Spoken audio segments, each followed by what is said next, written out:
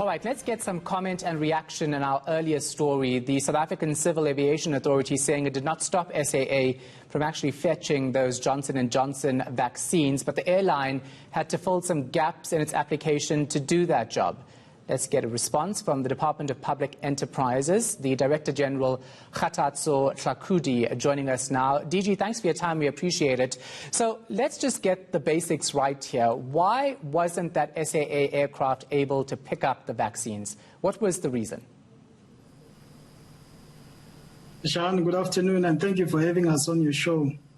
And thank you as well for correcting the story, because as it was carried earlier, it was saying that CAA had stopped SAA from flying, which was incorrect.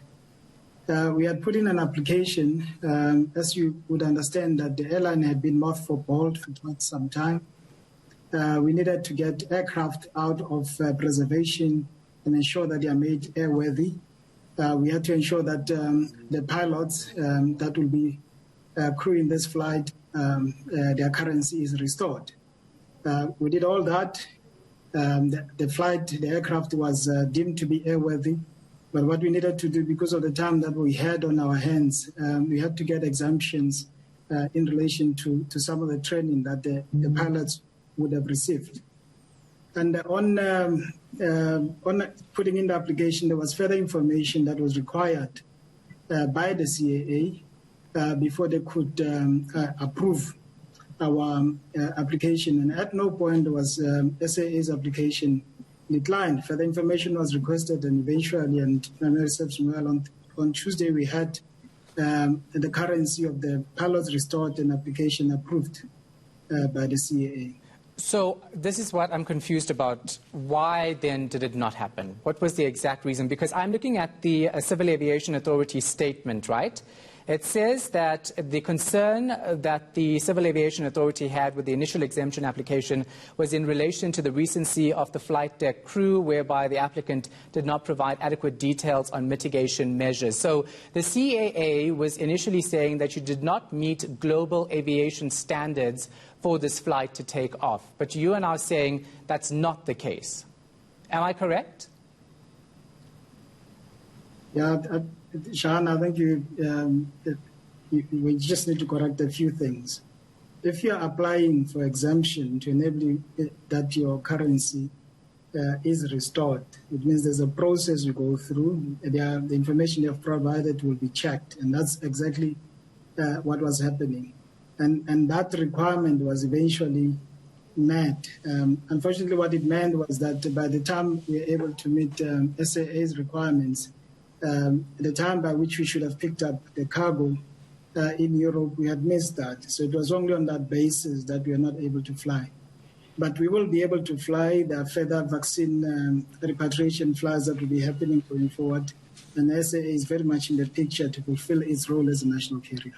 All right. I also get that, and I'm glad you guys are ready. But in another statement to eNCA, DG, they actually say the main concern that the Civil Aviation Authority had, and I'm going to emphasize this, and which led to the declining of the initial exemption application was in relation to the recency of their flight deck crew, whereby the applicant did not provide adequate mitigation measures.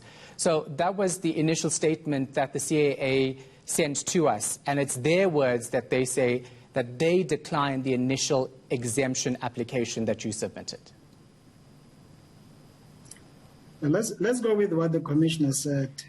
While you have not seen that statement that you're referring to, she said it very clearly that the flight was not stopped.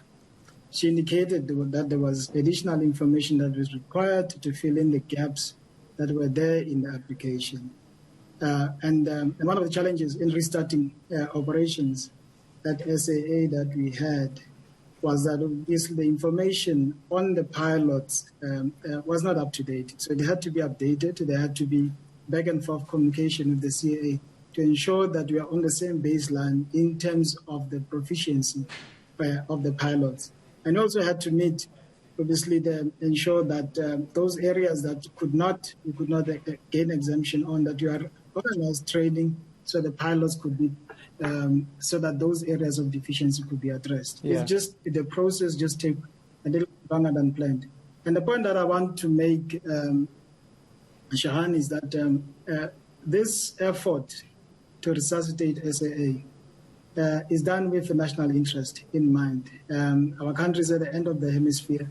We need to ensure that we have effective airlinks, and SAA has played a very good role in that regard in the past. Yeah. We have to deal with transformation, and some of the misinformation that has been making its way into the public arena has been from those that are against the transformation agenda that we've put forward. We have said that as we undertake the current restructuring of the airline and reducing the numbers, we cannot lose sight on transformation. We must ensure that we have a representative pilot corps going forward. And that we are not going to deviate from. We are going to ensure that we have a cost-effective base going forward, so that the history of losses that this airline has experienced in the past is stopped, so that we have a sustainable airline going forward. There are those that have benefited quite handsomely from the troubles that have been plaguing SAA in the past. And they are doing all in their means to sabotage this particular project. Yeah. But we want to say to them that we are not going to deviate from the task that has been given to us. And SAA colors will be up in the air fairly soon on this vaccine run, and also this, and certainly on other operations going forward. Thank you so much. Yeah, DJ, I have two questions that I need clarity on, and I don't have much time. But let's start with you saying that the information given to the Civil Aviation Authority was not up to date. So who faulted there? Who didn't do what was required within SAA? No, there's not anyone's fault. You have a business that was both mothballed. You've had people sitting at home. There would normally be someone who would be maintaining the database on an ongoing basis. So we had to ensure that that database is updated so that the correct information could be passed through to the CAA. So, which we did. Just took a little bit longer than planned. And also, as I indicated earlier, is that there were areas that the CAA guided us to say that on these particular ones here, we can't provide exemption. You'll have to, the people will have to do the retraining to reestablish their proficiency. That's what we did. Yeah. And this is normal practice, and they acted very professional to ensure that we have safe operations going forward. All right, and then you're also insinuating that this agenda is being pushed by people who are against the transformation of SAA. Who is that? Who are you talking about?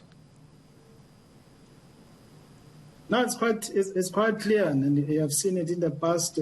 Those pilots that have ensured that we have an untransformed airline, where you have certain sections of these operations in the airline only staffed by white people with no historically disadvantaged people or black people in general being represented there. They want the status quo. They want that to continue. They're not saying we cannot have that 26 years since into the new dispensation. You need to have a transformed airline in all areas of operation. And that's what we are going to achieve. And really this messages that have been coming out, the leaking of information in terms of what's going on in SAA is intended to sabotage that particular project, and it's not going to succeed. All right, DJ, I hope we actually do see the next batch of those vaccines arrive on a SAA aircraft. Good luck with that. Appreciate your time. The Public Enterprises Director General, Kgathatso Tlhakudi.